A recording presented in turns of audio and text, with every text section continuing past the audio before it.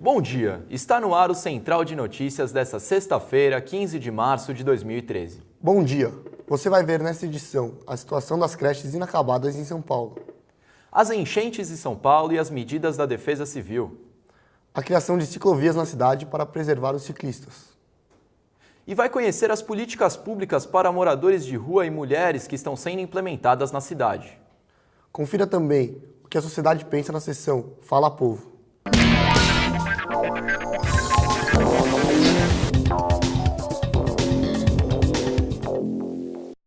Quase 3 semanas desde o início das aulas e muitas crianças seguem sem acesso às novas creches da Grande São Paulo. Parte das creches previstas no plano de obras da gestão do ex-prefeito Gilberto Kassab permanece inacabada. A Secretaria de Educação afirmou que cerca de 4.000 crianças foram matriculadas ao final do ano passado com o argumento de dimensionar o atendimento e assim proporcionar infraestrutura e organização para garantir a mão de obra a tempo. De acordo com a gestão Haddad, o atraso ocorreu porque, ao final do ano passado, Kassab diminuiu o recurso para as construções, liberando apenas 75% da verba destinada aos projetos. Enquanto isso, muitas mães ficam sem alternativa. É o caso de Ana Martins, que matriculou suas filhas no CI Ilha da Juventude, cujas obras foram iniciadas em 2011 e até agora permanecem em inauguração. Ana, você matriculou suas filhas aqui quando? Eu matriculei o ano passado. No final do ano passado? Isso. E as aulas ainda não começaram. O que você está fazendo com elas? Com quem você está deixando? Ué, tem que ficar comigo, porque eu fui atrás de serviço, até arrumei um, mas não posso porque meus filhos não têm com quem deixar. Enquanto não abre aqui, eu tenho que ficar com meus filhos. O caso da Fernanda, por exemplo, é um pouco pior do que o da outra mãe. Ela matriculou o filho dela no ano passado, no começo do ano passado, numa creche e até agora não conseguiu vaga. Fernanda, como foi esse processo? Você foi lá na creche, matriculou seu filho e até agora nada? Não saiu ainda a vaga dele, desde o ano passado já. E aí você veio tentar fazer a matrícula aqui? É, pra ver se sai, né? Era pra ter saído no começo do ano agora, não saiu ainda. Ver se sai aqui agora. A inauguração estava para o dia 4 de fevereiro e agora é para o dia 20 de março. Enquanto isso, você está fazendo o que com seu filho? Tô pagando para olhar. Tirando do seu bolso? Tirando do meu bolso. A previsão inicial de entrega das unidades era dia 4 de fevereiro. Agora ficou para o dia 20 de março. ProUni bate o recorde de inscritos à procura de uma vaga em universidades particulares em todo o país. Quase 1 milhão de pessoas inscreveram-se no programa Universidade para Todos em 2012. Nesse primeiro semestre foram liberadas cerca de 196 mil vagas, sendo 68 apenas em São Paulo. Atualmente, o ProUni possui bolsas integrais e parciais, e as universidades que o aderem recebem isenção de impostos. O MEC estuda algumas mudanças, como o fim das bolsas parciais e a isenção proporcional, e afirma que essas questões devem ser discutidas ainda em 2013. Criado em 2004, enquanto o atual prefeito da cidade de São Paulo, Fernando Haddad, era ministro da Educação, o programa prevê beneficiar jovens e adultos com bolsas em universidades particulares, permitindo a inclusão dessas pessoas no ambiente acadêmico e fomentando a educação. As recentes tempestades em São Paulo pedem, mais uma vez, medidas urgentes. Dezenas de árvores caídas, casas e ruas alagadas, semáforos desregulados e vários problemas na cidade têm uma causa em comum. Chove e São Paulo para. O maior centro comercial brasileiro não tem estrutura urbanística para suportar as chuvas, naturalmente esperadas nessa época do ano. Em apenas um dia, 145 árvores caíram na cidade e 150 semáforos ficaram desregulados. As consequências disso, quem sente é a população. No dia 18 de fevereiro, eu cheguei em casa por volta das 5 horas da tarde e tinha caído uma árvore na frente do meu prédio. Não estava tudo, estava sem luz, o quarteirão inteiro sem luz, não tinha acesso ao prédio. A prefeitura chegou às 3 horas da tarde para cortar a árvore e a Eletropaulo começou a fazer o serviço, eram 5 horas da tarde. Isso foi até meia-noite. Então eu fiquei 2 dias fora de casa, sem poder subir, sem ter acesso à minha casa. A obrigação de garantir segurança, infraestrutura e assistência nesse tipo de situação é da Subprefeitura de São Paulo, juntamente à Secretaria de Segurança Urbana e à Defesa Civil. Quando você fala em ação de defesa civil, ela envolve a ação de cada órgão da Prefeitura. Então hoje, por exemplo, quando a Secretaria de Infraestrutura Urbana vai melhorar a drenagem da cidade, que é a competência dela, isso desdobra uma ação importante para a Defesa Civil. Em termos de estrutura urbana, é uma cidade muito complicada, porque ela cresceu sem planejamento. A gestão está pegando um pouco dos trabalhos que já vem sendo tocados na cidade há mais de 10 anos, está propondo algumas adequações. Na questão de você estar fazendo um pouco mais de planejamento sobre a questão da drenagem da cidade, melhorar a limpeza de córregos e bocas de lobo, trabalhar mais a informação e comunicação com a população, né? Mas se a população vai atrás de informação...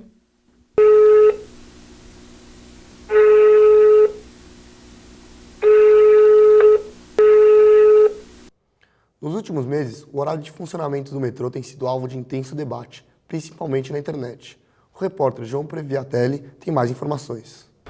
No fim de 2012, entrou em vigor a nova Lei Seca, que aumenta a multa e os meios de identificação dos motoristas alcoolizados. A mudança só fez crescer a já existente demanda popular pelo funcionamento do transporte público 24 horas. Quem quer voltar para casa de madrugada e não tem condições de dirigir, sofre com a falta de opções viáveis. Atualmente, o metrô funciona das 4 à meia-noite. Desde o dia 8 de fevereiro, o site de petições Avaz articula uma campanha para o funcionamento do metrô 24 horas. O governador de São Paulo, Geraldo Alckmin, em pronunciamento sobre a nova Lei Seca, sugeriu que, se houver demanda, o metrô e a CPTM poderão funcionar 24 horas. A petição na internet já conta com mais de 86 mil assinaturas. Uma das mudanças já implementada por Fernando Haddad foi a troca de poder nas subprefeituras. Policiais de reserva que ocupavam os cargos de subprefeitos foram substituídos por profissionais formados em várias áreas do conhecimento. Após a posse de Fernando Haddad, todos os subprefeitos ligados à Polícia Militar e Civil foram afastados, dando lugar a profissionais formados em áreas como arquitetura, engenharia e economia. Essa mudança implica alterações na forma de atuação das subprefeituras, que pretendem melhorar as condições de vida das regiões por meio de reformas estruturais. Nós entramos já agora numa outra fase, com uma outra prefeitura, que é de um outro partido, o PT, que tem uma outra visão sobre estrutura do que tem que ser dado pela sociedade e pelo município. A tendência é mudar tudo. Essa estrutura de hoje está sendo desmontada, entre aspas, tá certo? Está sendo melhorada para que seja encaixado um novo modelo de gestão da cidade. É muito difícil você administrar uma cidade de uma forma centralizada. Então, o correto seria as secretarias fins desenham a política, mas a execução da política se dá pelas subprefeituras. A segurança pública é uma parte do que tem que ser dado para a sociedade, porque é uma questão de ordem no momento, mas ele não entende que a subprefeitura foi criada e destinada para a segurança pública. A segurança pública é uma questão que ainda precisa ser melhorada na cidade de São Paulo. As subprefeituras elaboram alternativas para esse problema que vão além do policiamento. O problema da segurança não vai ser enfrentado com policiamento, né? Ele é um problema muito mais complexo, né? E há outras medidas que o poder público pode adotar, e sobretudo o poder público do âmbito municipal, que pode melhorar a questão da segurança. A iluminação pública é um elemento essencial na segurança pública. Existem estudos dentro da Polícia Civil que provam que quando há muita iluminação, há pouco delito. Várias questões com relação à própria zeladoria e ao padrão urbano, a qualidade urbana da cidade, que a gente pode melhorar para reverter e ter uma cidade mais segura. A questão do policiamento especificamente é uma responsabilidade do Estado, do governo do Estado, mas é claro que cabe ao município uma parceria e uma integração porque a ação da polícia também se dá no território. Em fevereiro deste ano, o vereador Conte Lopes, do PDT, lançou a proposta de um projeto de lei que visa proibir a realização de bailes, funk em vias e locais públicos da cidade. Apesar de citar somente o ritmo tipicamente carioca, o projeto prevê a proibição de qualquer evento musical em locais públicos sem prévia autorização, independentemente do horário. A proposta foi mal recebida pelas comunidades paulistanas. O autor do projeto foi taxado de preconceituoso e elitista. Afinal, em caso de aprovação da lei, o povo terá de pagar para usufruir de suas próprias manifestações culturais em locais privados. As políticas públicas culturais ainda são muito precárias na cidade de São Paulo. Um dos principais problemas é a distribuição de verbas para fomentar projetos artísticos locais. Em meio a essa carência, chega a ser destoante a concentração de investimentos e esforços publicitários num único evento, a Virada Cultural. O projeto municipal da Virada Cultural tem sido altamente criticado pelos trabalhadores da cultura. Para eles, uma quantia expressiva da verba anual da pasta é empregada para a realização de um único evento. Só no ano passado, o investimento foi de 8 milhões. Além de gastar essa quantia em um evento de apenas 24 horas, o projeto tem pouca interface com a periferia, já que prioriza o Centro Velho e as unidades do SESC na cidade. A nova gestão da prefeitura não sinaliza nenhuma grande mudança no evento. A atual gestão da prefeitura tem enviado equipes de varrição para prevenir os alagamentos e demais transtornos em dias de grandes tempestades em São Paulo. Até a última sexta-feira, 8 de março, foram realizadas 218 mil limpezas de boca de lobo, um aumento de 86,5% em relação ao mesmo período do ano passado.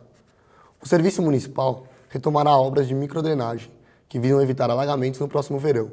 Estão previstas construções de piscinas em áreas como Aricandúvida e Córrego na Moca. As ocorrências registradas no Centro de Controle Integrado estão disponíveis no Twitter de São Paulo Agora, para que a população tenha acesso aos pontos de alagamento e assim possam buscar alternativas.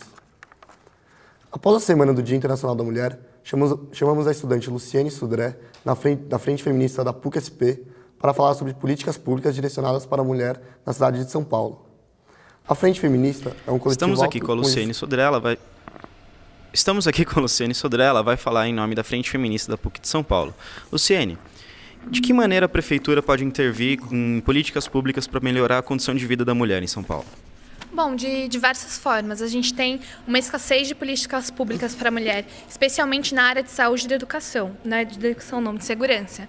Na área da saúde, é preciso que o Estado tenha políticas que garantam a especificidade da saúde da mulher, que tenha uma política pública que garanta todo o processo de pré-natal, de gravidez, e que também garanta que a mulher tenha a opção de não optar por ser mãe e faça toda uma assistência.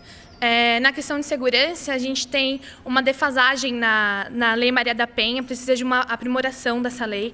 E as delegacias da mulher, elas precisam estar abertas 24 horas, porque não existe uma hora para existir a violência contra a mulher, né?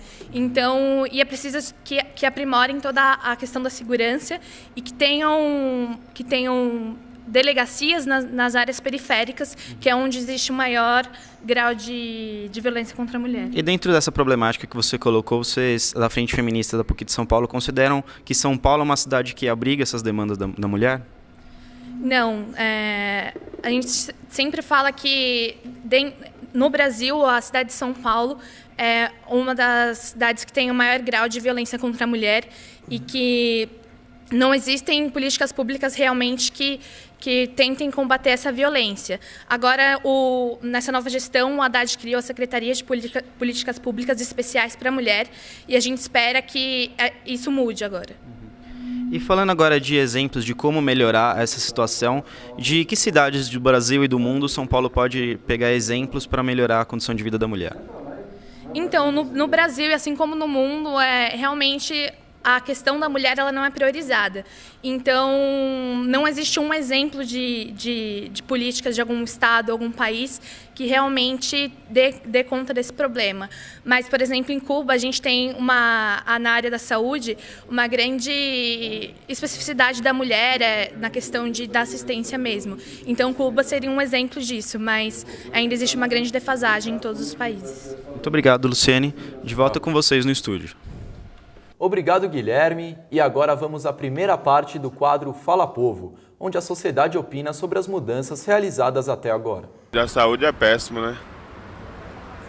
É muito diferente do que já se passou aqui em São Paulo. Muito ruim. Até a gente vai no pronto-socorro, eles mandam procurar um AMA. A gente vai no AMA, ele manda procurar um ambulatório. A gente vai no ambulatório e não resolve. Tá assim. O que eu acho muito ruim aqui em São Paulo é a poluição. Eu acho que é muito ruim. Eu morava no interior e é bem diferente. Eu olho pro céu, não vejo estrelas. Não tem banco. ninguém senta em lugar nenhum. Todo mundo está proibido de sentar em lugar público. Eu acho que teria que ter um investimento no público. O preconceito tem que mudar. Tem pessoas que passam cara de nojo, só que não vê que lá do lado o caixão fede a mesma coisa, não fede? Acidentes envolvendo ciclistas têm sido cada vez mais frequentes em São Paulo. Mas quais as políticas públicas para ciclistas e ciclovias na gestão de Fernando Haddad? Confira na matéria. A bicicleta é um meio de transporte barato, não poluente e ainda traz benefícios à saúde do usuário. Parece perfeito, mas disputar espaço com concorrentes maiores e com maior apelo publicitário é um desafio a ser superado. Apesar de ser uma mega cidade, isso com certeza é possível, tanto que já é utilizado. Aí a gente tem estimativas entre 300 e 500 mil viagens ao dia na cidade. E acho que o grande segredo de usar isso em São Paulo seria ter uma mapa cicloviária, uma infraestrutura cicloviária troncal que ligasse as grandes zonas da cidade, as diferentes locomoções, né, lugares de locomoções, como moradia e emprego. Apesar dos benefícios da bicicleta, ela é utilizada por apenas 2% da população como meio de transporte diário, segundo o Ibope. 68% dos entrevistados disseram que nunca utilizam o veículo, principalmente pela falta de segurança e locais apropriados, como esse bicicletário na PUC São Paulo, que às 8h30 da manhã permanece fechado. A instalação da bicicleta como meio de transporte é mais do que viável, ela é necessária para a cidade de São Paulo. É preciso criar alternativas na cidade que não o uso do ônibus ou do carro, para diminuir o trânsito, inclusive. Porque a bicicleta ela é um meio que é muito importante para a cidade, para curtas distâncias, até 10 quilômetros uma pessoa pode percorrer tranquilamente. Carlos ainda ressalta a importância de políticas públicas que incentivem seu uso. Infelizmente, a gente não tem um órgão ainda de conselho cicloviário ou mesmo de conselho de transportes na cidade. E a partir do momento que a gente conseguir trazer a população para conversar com o Executivo Consultivo de maneira sólida e que se mantenha ao longo de mais de 4 anos, acho que com certeza acredita que as políticas públicas vão começar a ser encaminhadas. Apesar da discussão, a cidade de São Paulo, infelizmente, ainda não encontrou formas de garantir a segurança do ciclista. Davi Santos de Souza, de 21 anos, foi atropelado por um motorista na manhã de domingo, dia 10 de março. O acidente fez com que o ciclista tivesse o braço amputado. O membro ficou preso no carro de Alex Siwek, de 22 anos. O motorista fugiu e jogou o braço, decepado em um córrego na Avenida Ricardo Jafé. Siwek se entregou no dia do crime e continua preso. Em seus primeiros meses no comando da Secretaria de Cultura, Juca Ferreira foi alertado pelos próprios coletivos artísticos sobre a necessidade da implantação de uma programação cultural contínua e de qualidade nos céus. O atual secretário da Cultura, Juca Ferreira, se encontrou com os coletivos artísticos atuantes na cidade de São Paulo. O principal assunto abordado foi a utilização de espaços públicos para atividades culturais. Este tema foi um grande impasse na gestão passada, o que é contraditório, já que a própria prefeitura dispõe de aparelhos como os CELS. Uma atividade cultural nos CELS, ela é descentralizadora e ela atinge uma faixa da população que está distante geograficamente dos equipamentos culturais centrais. Eu moro aqui a uns 300 metros daqui, mais ou menos, entende? E não imaginava o quanto isso aqui podia ser interessante e importante para o pessoal que mora aqui. É uma cultura de graça que pode ser dada para toda a população.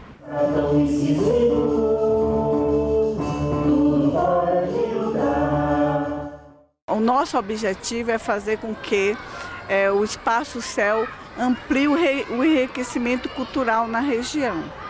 E a gente, com essa constância de oferecimento de espetáculos, a gente sente que eles estão se apropriando. Os Centros de Educação Unificados, os CELS, unem lazer e cultura à educação. Portanto, nada mais apropriado que um esforço por parte de ambas as secretarias para incrementar as atividades culturais que auxiliam na formação dos alunos. Se não houver uma pressão muito forte para que isso aconteça, eu não sei se por iniciativa própria a secretaria vai à luta, porque não é tão simples fazer esse programa. É preciso lutar para que isso aconteça. Os últimos preparativos para a segunda edição do Lollapalooza Brasil estão sendo finalizados, deixando os fãs cada vez mais ansiosos.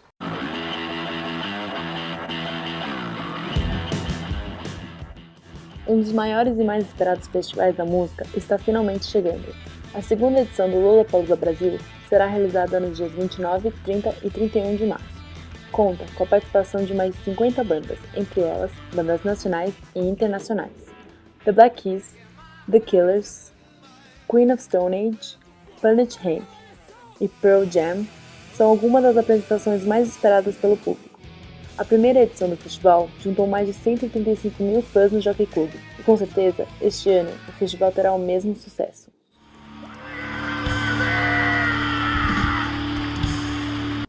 Rebaixado para a Série B, o Palmeiras promete em 2013 não apenas voltar à primeira divisão, mas também ajudar a acabar com a violência no futebol. 2012 foi um ano trágico para o Palmeiras. Rebaixada, a torcida esperava dias melhores em 2013. Mas, por enquanto, o triste cenário só tem piorado. Após 2 resultados negativos na Copa Libertadores, os torcedores atacaram o elenco no aeroporto de Buenos Aires. Em função do episódio e tendo em vista a tragédia causada pela morte de um torcedor boliviano em partida contra o Corinthians, o presidente do Palmeiras, Paulo Nobre, convocou a audiência com o prefeito Fernando Haddad para discutir a violência no futebol paulistano. No encontro, o Cartola presenteou o prefeito com uma camisa do Palmeiras e apresentou sugestões e ideias para evitar mais casos como esses. Algumas medidas serão tomadas pela prefeitura para ampliar a prática esportiva do paulistano, como a construção de 2 novos centros olímpicos na zona sul e leste da cidade. A Secretaria de Esportes, Lazer e Recreação da cidade de São Paulo está de cara nova. Entretanto, desde que assumiu o cargo em janeiro deste ano, o prefeito Fernando Haddad tenta superar as dificuldades deixadas pela antiga gestão. Já há algum tempo que não abre concurso, então foi uma coisa assim que nós tivemos grandes dificuldades, falta de professor. A carência de profissionais e infraestrutura para a prática esportiva na cidade de São Paulo não é novidade. No entanto, a gestão do prefeito Fernando Haddad, em conjunto com a Secretaria de Esportes, já elabora novos projetos para o desenvolvimento dessa área. Um deles é criar 2 centros olímpicos na cidade de São Paulo. Nós só temos apenas um. Seria um na Zona Sul, outro na Zona Leste. Outros projetos que estão sendo planejados pela Secretaria são a ampliação dos circuitos populares de corrida de rua, ciclofaixas e dos jogos da cidade. Segundo Maria Cecília de Toledo, professora de Educação Física há 27 anos, a terceira idade também tem uma grande participação nas atividades dos clubes e escolas. E nessa faixa etária eu tenho uma população bem grande, de 60 a 80 anos, onde a gente faz diversos tipos de atividades. Não se pode deixar de lado a juventude, as crianças também merecem atenção. Eu estou praticando um esporte que eu gosto e conheci mais pessoas. A falta de infraestrutura está muito presente nos clubes e escolas de São Paulo. A Secretaria de Esportes, Lazer e Recreação de São Paulo já faz planos para reformar os clubes e escolas da cidade. No entanto, o investimento para acabar com o sucateamento dos clubes e escolas, buracos na parede, janelas quebradas e problemas de funcionamento só deverá acontecer em 2014. Os clubes e escolas de São Paulo vêm enfrentando alguns problemas após o congelamento de 20% de todos os contratos de serviços de São Paulo, decretado no dia 26 de fevereiro pelo prefeito Fernando Haddad. Desde o congelamento dos gastos que a gestão do prefeito Fernando Haddad determinou em fevereiro, a Secretaria de Esportes está passando por algumas dificuldades. Segundo o coordenador-geral da Coordenadoria de Gestão de Políticas Públicas do Esporte, Walid Shuker, a Secretaria está buscando renegociar seus contratos com parceiros e convênios sem prejudicar a qualidade das atividades esportivas oferecidas pela Prefeitura. Pedro Ferrari, para o Jornal da PUC. O bilhete único mensal proposto pelo prefeito Fernando Haddad durante a campanha eleitoral será implementado em São Paulo em novembro deste ano, de acordo com o secretário municipal dos Transportes, Gilmar Tato. O cadastro para o uso do novo bilhete deverá começar em abril. Será preciso fazer um cadastro através da internet com o número do CPF. Depois acontecerá uma fase de cadastro físico para registro das digitais do usuário para um sistema biométrico. Apesar de rica, desenvolvida e agitada, a cidade de São Paulo não consegue oferecer lugares para todos os seus moradores dormirem. O resultado é uma população considerável tendo de habitar as nossas calçadas. Usualmente ignorados, esse cidadão agora tem sido alvo de novas políticas públicas.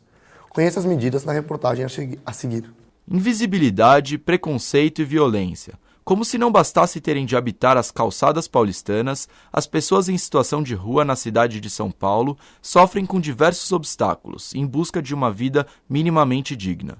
Nos últimos anos, foram vários os excessos cometidos por guardas civis metropolitanos e policiais militares. A truculência e a falta de respeito desses agentes é uma das principais reclamações. Que é muito preconceito, né, que existe contra o morador de rua, tá? Essas pessoas que se encontram em vulnerabilidade social, né? Que encontram morando pela rua, às vezes são agredidos e até mortos, né? Simplesmente eu cheguei, 2 GCM batendo no cidadão lá, eu fui pra cima. Aí largado o cidadão, colocou um revólver de um lado, outro do outro, né? Eu vi tudo isso. Aí colocou e me levou pro canto da parede. Ele já chega já agredindo, já, entendeu? Ele não tem respeito. Ô, senhor, com licença, por favor, encosta na parede, levanta a mão. Ele não tem isso. Já chega com ignorância, querer batendo, querendo ser o tal. E é justamente essa situação complicada pela qual passam os moradores de rua que a nova gestão do prefeito Fernando Haddad se dedicou a melhorar logo nos primeiros meses de seu mandato. E não foram poucas as medidas. A primeira delas, e mais importante, prevê que a abordagens a moradores de rua não seja mais feita somente por policiais ou guardas civis, mas sim que haja o acompanhamento de assistentes sociais. Então, primeiro, o morador de rua já chama assistente social chega nele, conversa com ele e vai explicar para ele porque a GCM está junto para ajudar. A gente está vendo bastantes avanços, inclusive com essa nova administração, sendo que na administração passada a gente não tinha muito acesso, né? A administração Kassab e tal. Agora a gente já teve um encontro com ele, com o secretariado, entendeu? A antiga administração da coordenação da GCM, né, era muito truculenta. Hoje em dia já mudou. A autoridade tem que saber respeitar nós também. Essa truculência da GCM com a população de rua é realmente um fato muito triste da cidade. Mas, felizmente, essa determinação de que a abordagem policial, que as pessoas em situação de rua, hoje em dia só poderiam ser feitas com assistente social e caiu nas graças dessa população. Para falar mais sobre isso, no assunto convidamos a professora da PUC de Serviço Social, Laísa Toledo, que é especialista nesse tema. Estamos aqui agora com a professora Laísa Toledo e ela vai falar com mais propriedade para a gente sobre o assunto. Professora, conversando com a população de rua, nossa reportagem percebeu que é muito bem aceita essas novas políticas, e principalmente na questão da abordagem com sempre um assistente social. E que diferença isso pode causar e como isso vai melhorar na abordagem e também na reintegração dessas pessoas em situação de rua? Bom, mais do que oportuna, está sendo necessária mesmo. Eu entendo que há tempo já que acho que precisaria ter feito essa medida. A abordagem junto com a assistência social pode garantir 2 aspectos. Primeiro, coibir ações mais truculentas que normalmente a população em situação de rua acaba vivendo quando está no confronto direto com a Guarda Civil Metropolitana. E numa outra perspectiva, a assistência social poderá oportunamente esclarecer e interpretar os direitos que essa população de rua tem no acesso a serviços. Porque hoje ela é um público-alvo das políticas de assistência social e que, na verdade, nem sempre essa população está conseguindo ter acesso, muito até por conta que ela já tem uma rejeição natural a alguns equipamentos, como, por exemplo, o albergue. O trabalho de abordagem, de recolher das ruas, não é fácil. Há uma resistência por parte da população. E, dessa forma, acho que a assistência social pode ajudar a interpretar e a favorecer esse acesso. E agora, em poucos meses de mandato, a gente já viu como a nova prefeitura tem uma nova postura em relação, principalmente, às políticas públicas para a população de rua. Como que essas novas políticas se relacionam, podem ser comparáveis com as políticas públicas adotadas por outras gestões? Bom, a primeira gestão que olhou a população em situação de rua numa perspectiva política e na perspectiva também de sujeito de direito foi, sem dúvida, a minha colega, a prefeita Luísa Erundina, né? Foi em 92, quando ela, inclusive, organizou, ela patrocinou toda uma pesquisa para entender como é que essa população vivia. A partir disso, foram criados alguns equipamentos e alguns serviços pioneiros diferenciados da situação de albergue. Depois da Erundina, nós tivemos o Maluf e o PITA, em que essa política, o tratamento dado, houve uma regressão. não havia até aquele momento uma política apoiada numa política federal. O que a gente considera que nesse período a gente chamaria de uma atitude higienista, quando se jogava água nos lugares públicos onde a população pernoitava. Novamente, com a Marta, o decreto-lei foi aprovado, né, que tinha um projeto já, que tinha sido colocado para votação e aprovado, mas não colocado como decreto-lei, garantindo um programa de atenção à população em situação de rua. E aí alguns equipamentos foram criados, como, por exemplo, a Oficina Boracéia. Também na gestão da Marta foi aprovado a Política Nacional de Assistência Social, que um dos públicos-alvos é a população em situação de rua. Isso deu um diferencial, porque após a gestão da Marta, que veio o Serra e o Kassab, eles tiveram por força que adotar essa política, apesar que não teve a mesma força como teve anteriormente. Então, agora eu fico feliz que está se retomando um olhar mais político e mais de respeito à população em situação de rua. Obrigado, professora. É de volta com vocês aí no estúdio.